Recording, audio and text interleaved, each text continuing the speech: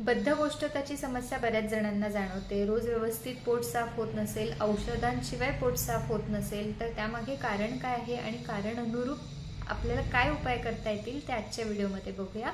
Video शेवटपर्यंत बघा। सर्वात महत्त्वाचं कारण तुमचा आहार आहे। ह्यामध्ये आपल्याला 2 गट करायचे आहे, कारण कुठल्या प्रकारचे आहार पदार्थ जास्त खाल्ले गेले त्यावरनं त्याचा उपाय ठरतं। तर पहिला गट म्हणजे वृक्ष पदार्थ आणि वातुळ पदार्थ जास्त खाल्ल्याने बद्धकोष्ठता होतं। तर ह्यामध्ये स्प्राउट्स, सॅलेड्स आले, बाकीचा आहार कमी आणि कच्चा आहार जास्त खाल्ल्याने फायबर रिच असला तरी सुद्धा काही महिन्यांनी बद्धकोष्ठतेचा प्रॉब्लेम सुरू होऊन जातो। त्यानंतर फक्त कोरडा आहार घेणे म्हणजे नुसतं भाकरी, चपाती आणि त्यासोबत सुक्की भाजी किंवा चटण्या, लोणचं, पापड असं, तर त्यामध्ये द्रव पदार्थांचा अभाव असणे, जसं पाणी, आमटी, कढी हे काहीच नाही, फक्त सुक्का आहार।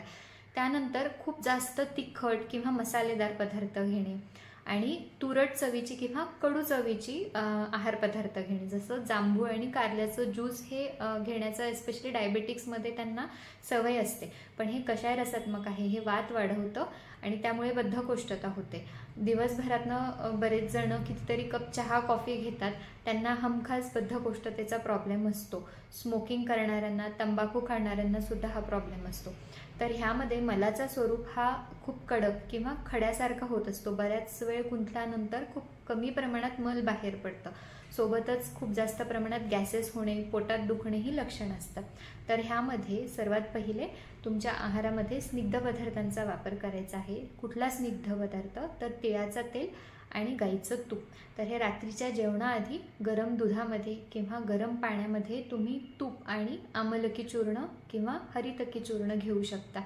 त्यासोबतच द्रव पदार्थांचा आहारामध्ये वापर करायचा। भाकरी, चपाती कुस्करून खायची, सोबत गरम आमटी ठेवायची किंवा निदान गरम पाणी तरी जेवत असताना तुम्हाला सिप करून प्यायचं आहे। सोबतच आतड्यांमधली रुक्षता कमी करण्यासाठी अजून एक उत्तम उपाय म्हणजे आंघोळीच्या आधी कोमट तिळाच्या तेलामध्ये किंवा एरंडीच्या तेलामध्ये सैंधव मीठ किंवा मग थोडं हिंग टाकून सर्क्युलर मोशनमध्ये मसाज करायचा आहे आणि नंतर गरम पाण्याने शेकून घ्यायचं किंवा गरम हॉट वॉटर बॅग असेल तर त्याच्याने शेकून घ्यायचं आहे। तर ह्याच्यानी लोकल ब्लड सर्क्युलेशन, ॲब्डोमिनल मसल्स हे रिलॅक्स होतात आणि रुक्षता कमी व्हायला मदत होते। दुसरा गट आहे त्यामध्ये पिष्टमय किंवा चिकट पदार्थ, जसा मैद्याचे पदार्थ आहेत।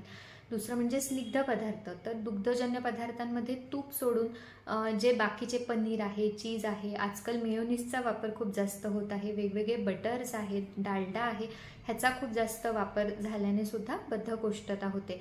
वरच्यावर थंड पदार्थ खाण्यात येत असतील, जसे आठवड्यातनं 2-3 वेळा आईस्क्रीम खाणं, कोल्ड्रिंक, मिल्कशेक्स किंवा गरम गरम न खाता दरवेळेस अगदी शिळं किंवा थंडगार खाणं, प्रकारच्या बद्धकोष्ठतेमध्ये मल हा बांधूनच येतो, खडा पडत नाही, पण एक प्रकारचा चिकटपणा असतो। जेवल्यानंतर पोट गच्च वाटणे, भूक न लागणे, तोंडात सतत चिकटपणा वाटणे किंवा सतत तोंडाला वास येणे अशी लक्षणं असतात। तर ह्यामध्ये भाज्यांचा वापर जास्तीत जास्त करायचा आहे, खास करून गोर्ड फॅमिलीचे म्हणजे तोंडली, पडवळ, दोडका, भोपळा ह्या प्रकारचे भाज्या जास्त खायचं। ह्या भाज्यांमध्ये हिंग, मिरे, अद्रक ह्यासारख्या मसाल्यांचा जास्तीत जास्त वापर करायचा। त्यानंतर रोज किमान एक कुठला तरी सीझनल फळ खायचं आहे।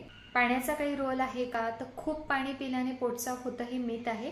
2 to 3 लिटर्स पाणी सफिशियंट आहे आणि जेवणाच्या सोबत थोडं थोडं पाणी प्यायचं आहे। आहारानंतर येतं चुकीची लाईफस्टाईल, म्हणजे चुकीच्या वेळेला खाणं, खूप वेळ उपाशी राहणं आणि मग खूप जास्त खाणं, रात्री उशिरा खाणं, रात्री जागरण करणं, दिवसा झोपणं, तर ही बेसिकली चुकीची लाईफस्टाईल आहे। ह्यामुळे सुद्धा मेटाबॉलिझम खराब होऊन पोट साफ होत नाही।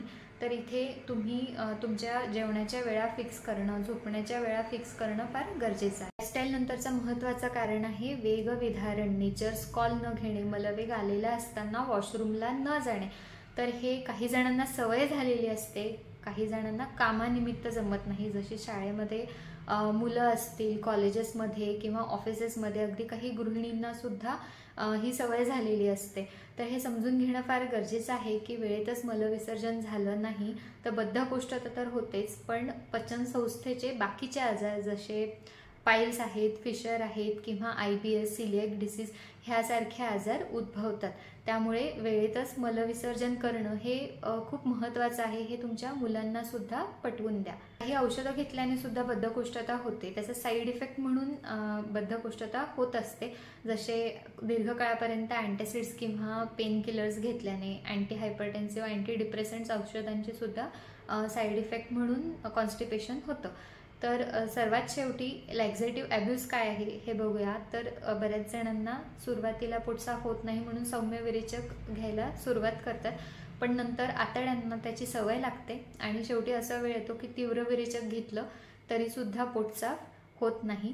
तर हे जे सायकल आहे हे ब्रेक करण्यासाठी एकतर आपण जो डाएट करेक्शन आहे, लाईफस्टाईल करेक्शन आहे तो पहिले केला पाहिजे आणि सोबतच तुम्ही त्रिफळ्याचा आणि काळ्या मनुकांचा वापर करू शकता. हे नॉन हॅबिट फॉर्मिंग आहेत, तरीसुद्धा तुम्ही सगळं तुमचं लाईफस्टाईल सेट होईपर्यंत एखाद्या महिन्यापर्यंत ह्यांचा सपोर्ट घेऊ शकता. आता त्रिफळ्यामध्ये 3 फळं असतात, आवळा, हरड आणि भेडा. तर युजली हे प्रत्येकी एक एक भाग असं कॉम्बिनेशनमध्ये भेटतं, पण पोट साफ होण्यासाठी आवळा 2 भाग, हरड 1 आणि भेडा 1 असं प्रपोर्शनमध्ये तुम्ही त्रिफळा रात्रीच्या वेळेला पाव ते 1 चमचा 1 to 3 ग्राम्स ह्या डोजमध्ये गरम पाण्यासोबत त्यामध्ये तूप टाकून घेऊ शकता. दुसरं म्हणजे काळे मनुके.